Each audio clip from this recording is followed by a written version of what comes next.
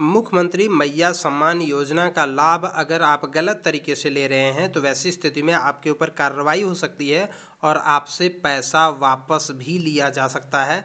इसके लिए जो है वो प्रक्रियाएं तेज हो गई है। मैं आपको यहाँ पर 2 अखबार के कटिंग को दिखा रहा हूँ। सबसे पहले आप अगर इसको देखेंगे तो ये वाला अखबार में जो हिंदुस्तान में प्रकाशित हुआ है, देखिए यहाँ पर लिखा हुआ है, यहाँ पर इस बॉक्स में मैया के अयोग्य लाभुकों को चिन्हित किया जाएगा।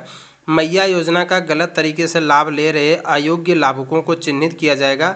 इस संदर्भ में सामाजिक सुरक्षा निदेशक समीरा एस ने बीते दिनों सभी उपायुक्त को एक पत्र लिखा है और पत्र में उन्होंने मुख्यमंत्री मैया सम्मान योजना के लाभार्थियों के महिला बाल विकास विभाग द्वारा जारी संकल्प के तहत सत्यापन और आधार लिंक सिंगल बैंक खाते के माध्यम से भुगतान सुनिश्चित करने को कहा है। निदेशक ने बताया कि विभाग को ऐसी सूचना मिल रही है कि योजना के तहत कतिपय अयोग्य लाभुक योजना का लाभ ले रहे हैं। इससे अयोग्य लाभुकों को योजना का लाभ नहीं मिल पा रहा, योग्य लाभुकों को नहीं मिल पा रहा, अयोग्य लोग ऐसा लाभ ले रहे हैं। अगर ऐसा कोई लाभ ले रहे हैं तो उसके ऊपर जो है वो कार्रवाई भी होगी और उससे पैसा वापस भी लिया जाएगा। आप यहाँ पर देखिए लिखा हुआ है, गलत तरीके से लाभ लेने वाले से होगी वसूली, विभाग ने जारी किया आदेश। दिसंबर में लाभुक महिलाओं को हर माह मिलने लगेंगे 2500 रुपये। यानी मुख्यमंत्री मैया सम्मान योजना में अगर आप गलत तरीके से लाभ ले रहे हैं तो वैसी स्थिति में आपसे राशि की वसूली भी की जाएगी।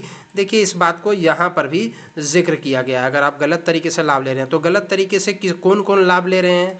देखिए इसमें जो नियम था वो ये था कि 18 से पहले तो 21 वर्ष था, बाद में उसको 18 किया गया था। 18 से 49 साल तक का होना चाहिए। पहली बात, अगर आपने अगर गलत डेट एंट्री करके और अगर आप इसका लाभ ले रहे हैं तो ये गलत है और आपसे पैसा का वसूली होगा। दूसरा, अगर आप जो है आपका नाम राशन कार्ड में नहीं है, आपके पिता या पति का भी नाम राशन कार्ड में नहीं है, तो वैसी स्थिति में भी आप इसका लाभ नहीं ले सकते हैं। तो अगर आप गलत राशन नंबर डाल करके या दूसरे किसी व्यक्ति का राशन नंबर डाल करके आप इसका लाभ ले रहे हैं तो आपसे वसूली होगी, आपके ऊपर कानूनी कार्रवाई होगा। तीसरा, अगर आपके पिता और पति केंद्र या राज्य सरकार के अंतर्गत में या केंद्रीय राज्य सार्वजनिक क्षेत्र के किसी भी उपक्रम में संविदा कर्मी है, मानदेय कर्मी है, अस्थायी कर्मी है, तो वैसी स्थिति में भी आप इसका लाभ नहीं ले सकते हैं।